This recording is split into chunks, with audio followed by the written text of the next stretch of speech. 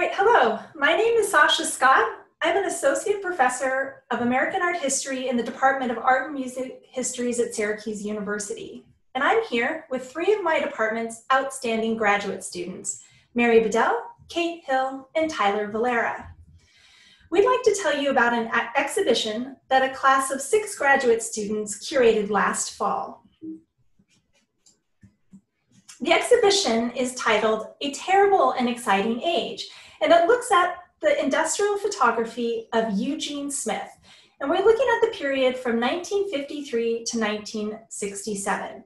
If you're interested in this exhibition, you can access it by visiting the Syracuse University Art Museum's homepage and clicking on the link for virtual exhibitions. The SU Art Museum has an outstanding collection of American photographs, paintings, and works on paper. And the museum generously supports the efforts of faculty to teach using their collections. Now, as part of a required course for all incoming graduate students in art history, students curate an exhibition to hone their research and writing skills. So here you see the students, they're working in the museum's print study room, and they're looking at the photographs of Smith on the second day of class. Today, students in this class are going to tell you more about Smith and his photographs. Along with me, I will too, and we're going to stop along the way to look more carefully at some of these works.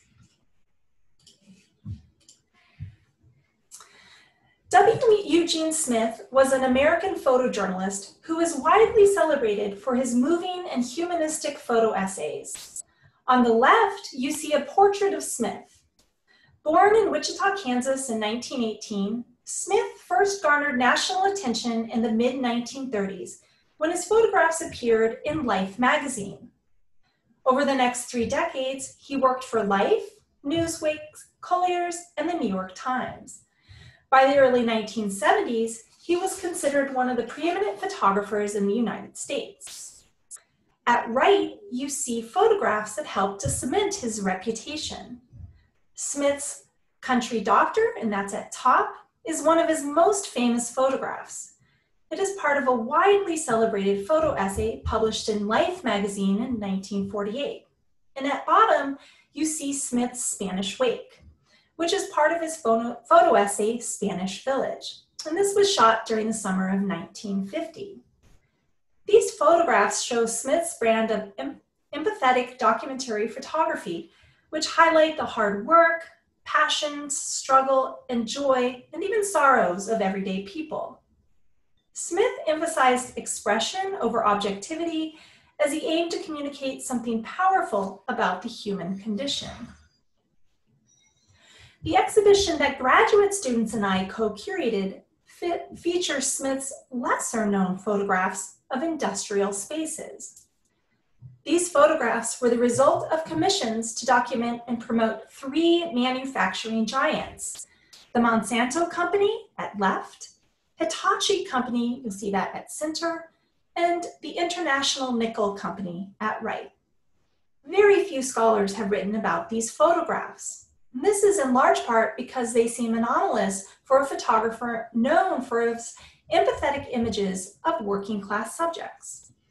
At first, Smith's industrial photographs do not seem to accentuate his emphasis on the strength of the human spirit, nor his interest in social justice. Unlike his most celebrated photographs, his industrial photographs largely feature exteriors and interiors of factories and machinery and anonymous workers. Moreover, these commissioned photographs were used to promote companies with dubious reputations, even in their own day, with respect to working conditions and their environmental impact. This exhibition addresses these tensions as students ask if and how Smith's industrial photographs fit into his larger body of work. The student curators ultimately came to the conclusion that Smith tried to balance the needs of large corporate entities with his own artistic vision. In the process, he created a significant body of photographs that capture a terrible and exciting age. So now I'm going to turn to each of these commissions and the students' work, and we're going to start with the Monsanto Company. In 1952, Smith visited 11 Monsanto factories in 8 states on assignment for Life magazine, taking over 5,000 photographs. A small number of these images were published in Life's photo essay, Reign of Chemistry. This essay appeared in the January 1953 issue and spotlighted the achievements of the American company. Some of the photographs in this exhibition made their way into this publication, while others did not. If we look carefully at 2 photographs, we can understand why. Graduate student Tiffany Miller wrote about the photograph before you. Monsanto chemical tanks made it into Life magazine, and one can see why. It is a spectacular photograph. Taken at night from a low angle, the scene of a worker scrambling up a chemical tank has a sense of monumentality and grandeur. This is just the sort of messaging that supported Life's desire to paint a portrait of the thriving US economy in the 1950s. The worker ascends towards the plant, which glows as if a beacon of progress. Smith dramatized the light through the use of techniques called burning and dodging. The light from the building was brightened and thus emphasized through the technique of burning, while dodging softened the light's edges to create tonality and a softer transition between dark and light. This photograph was used by Life to celebrate Monsanto's industrial strength, a message that elided the plant's harsh working conditions. Smith recalled that the phosphoric atmosphere of the plant was difficult to work in, making it hard to see and breathe. He and his assistants received burns due to the proximity to harsh chemicals. This toxic environment is only hinted at by the protective suit worn by the anonymous worker on the tank.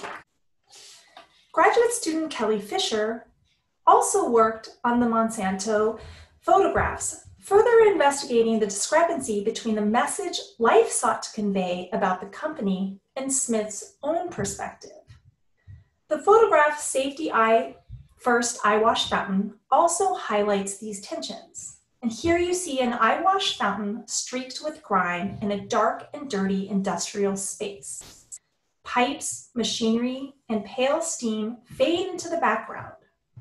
Kelly notes that so-called safety in this photograph paradoxically looks old, filthy, and derelict. This photograph was not published in the Life photo essay about Monsanto, nor were the majority of the photographs Smith took at the 11 plants. Rather, it is more critical of the conditions in which the company's employees work. This humanistic emphasis is consistent with Smith's photographic approach and his penchant for photographing the realities of labor conditions, which he did even when he was on assignment for corporate patrons. In 1960, the Hitachi Company hired Smith to photograph their plant and the surrounding city of Japan. Smith, who was given a good deal of artistic license for this project, spent a year in Japan between 1961 and 1962. He reproduced many of his photographs along with his writings and poetry about his Hitachi experience in his book titled Japan, A Chapter in Image. And you see the title page of this book at right.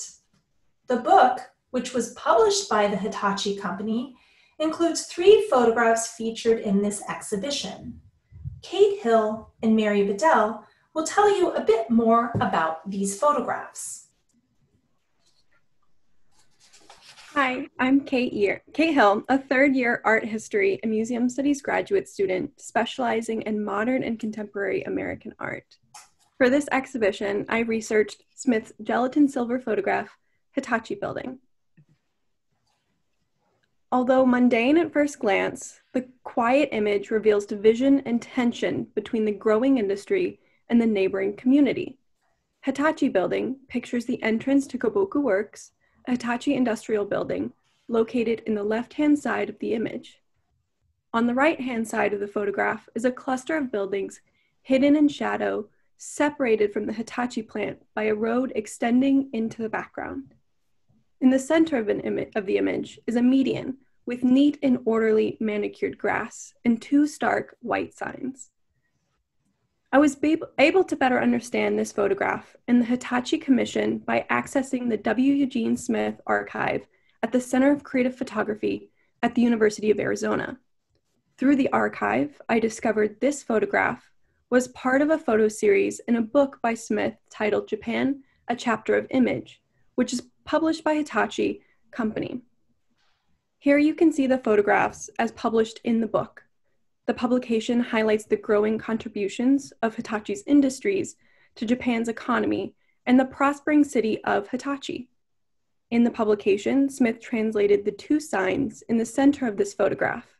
The round sign says, "No smoking while walking," and the horizontal sign, according to Smith, bears a company slogan relating to personal neatness to neatness of work. This photograph offers a glimpse of how the company changed its surrounding environment. And the building borders a collection of smaller buildings on the right, showing the expansion of the industry into the community. Smith highlights the complex dichotomy between the old and the new that was fueled by Japan's reconstruction after the Second World War. Similar juxtapositions between the older city and the modernizing industry also jump out in the other photographs included in Smith's publication, Chapter of Image. One untitled photograph, which you see here, depicts a dirt road and a train track that run parallel to one another. Between these two contrasting routes is a row of traditional Japanese homes, indicated by their tiled roofs. The train whizzes by the modest houses, suggesting the pace of industrialization is rapidly encroaching on the city of Hitachi, and its residents are seemingly caught between traditional and advancing technology. The photograph, Hitachi Building, suggests what is fueling these changes to Japanese society is not simply Japanese industry. In the foreground of this image, a group of people cast a shadow on the road, suggesting an unseen but imposing presence. In Chapter of Image, Smith specifically references the long shadow of the United States cast over Japan. He wrote, "Japan, negotiating the perils of a new democratic career, diplomatically self-conscious and apprehensive, terribly aware of her US shadow, striving to erase resentment from the past, paying her war reparations, repaying recovery loans, trying to erase discrimination against her products and against her race." When Smith's statement is considered with respect to this photograph, the foreground shadows articulate his understanding of the United States' looming presence over post-war Japan and her growing industries. Thank you, Kate. And now we will hear from graduate student Mary Bedell. Hello, my name is Mary Bedell, and I'm a graduate candidate in art history, specializing in 19th century medievalism and the Gothic revival. I researched Eugene Smith's two photographs, Factory Interior Hitachi at left and Worker Wiping Machine, Hitachi Japan at right. I sought to understand how a committed photojournalist approached a commission by a powerful industrial giant, the Hitachi Company. One way to do this was to compare how Smith treated images in the publication Japan, A Chapter of Image, funded by the Hitachi Company, with Smith's fine art prints of the same subject. One of the benefits of working with archival materials is that they can be surprising. The photographs appear differently in the book than they do in the SU Art Museum collection today. When Factory Interior Hitachi was published in A Chapter of Image, as you see at the left, it was more evenly lit. The substantial shadow that dominates the lower half of the image in the SU Art Museum photograph at right has been replaced by text. In the publication, the photograph of the factory interior also appears surrounded by other images of the factory and with explanatory texts that describe it as a new, cutting-edge electrical plant. For the Hitachi-funded publication, Smith framed the factory as futuristic. In contrast, in his own fine arts prints, he made the factory appear cavernous and foreboding, hinting at his own complicated feelings towards the company, which he had described as suffocating. For example, he once compared the company to, quote, family-owned cartels that dominated Japan before World War II, unquote. The photograph worker wiping machine on the left is also different from how it appears in Japan, a chapter of image. The photograph appears horizontally in the book, rather than vertically as it is hung in the SU Art Museum. The image is also given rich context in the book. Smith labeled the photograph, quote, portable surfacing machine manufactured at Kawasaki Works, unquote, identifying the machinery's function and the location to market Hitachi's products and advertise their commercial prowess. Without this context, the standalone photograph can be read as an indictment of the industry that erases workers' identities. Like many artworks produced by artists under corporate patronage, Factory Interior Hitachi and Worker Wiping Machine exist at an intersection between Smith's intentions and the Hitachi Company's intentions. By exploring the archival materials, we better understand how artists produce multivalent images that can either critique or celebrate, depending on their usage. Thank you, Mary. So this is Sasha again, and we are going to end by looking at one last commission that Smith did. So in 1967, International Nickel hired Smith to photograph their workers, mines, and plants in the city of Thompson, which is in Manitoba, Canada. For the commission, Smith created photographs for a series of advertisements that appeared in Life magazine. Of the hundreds of photographs Smith took, only a few close-up portraits of workers were used in the ads. The photographs in this exhibition were not among those that were chosen for the ads. The students who worked on these photographs illuminate why. You will now hear from graduate student Tyler Valera. Hello, my name is Tyler Valera. My current area of study is 19th century American visual culture. I would like to discuss Smith's photograph, Men Laying Cables, International Nickel, from 1967. As presented here in this photograph, two unidentified workers climb through a rocky oval enclosure. As Professor Scott noted, Men Laying Cables is one of the many photographs created from Eugene Smith's commission with the International Nickel Company in Manitoba, Canada in the 1960s. The commission entailed photographing the facilities, workers, and technology at one of the company's factories. This work in particular came to the SU Art Museum through Smith's personal collection. The focus of Men Laying Cables was the human element behind the anonymous face of industry. As a humanist photographer, Smith believed that his photographs of human vigor, strife, and resilience could function as part of a healing process and could alleviate the poverty, disenfranchisement, and class prejudices of the world. This work may then be a call for change in working conditions in the industrialized United States. Smith's interest in the human body and the working class during his commercial work was of interest in my research last fall.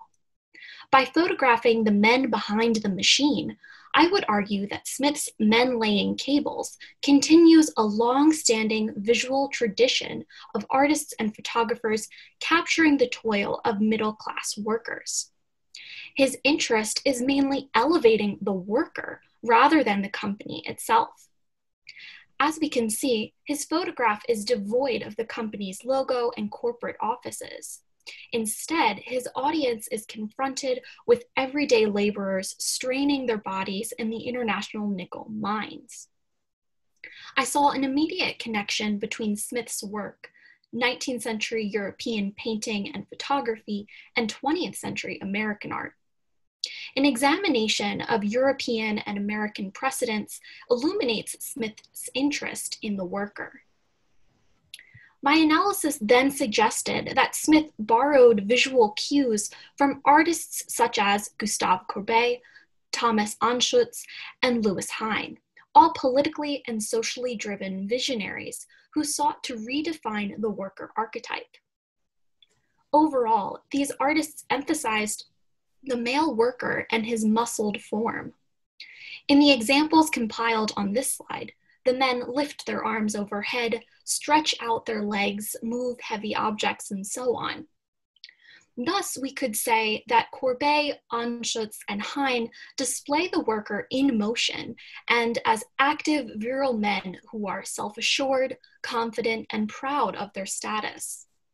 By tracing similarities between Smith, Courbet, Anschutz, and Hein, I wanted to place Smith's work in context with other innovative social and progressive artists. If we return to Men Laying Cables, we can see once again the vigor and active engagement associated with prosperous industrial workers. The two men maneuvering in the rocky cavern dominate the composition and display their physical strength by means of their extended arms and crouched legs. These figures are not disparaging, but instead are uplifting representations of heroic workers who are the true backbone of the industry.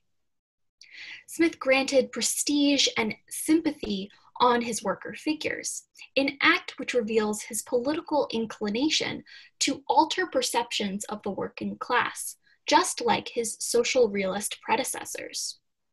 This contextualization of Smith serves to remind us of the artistic, political, and social circumstances of art and the evolutions that art undergoes into the 21st century.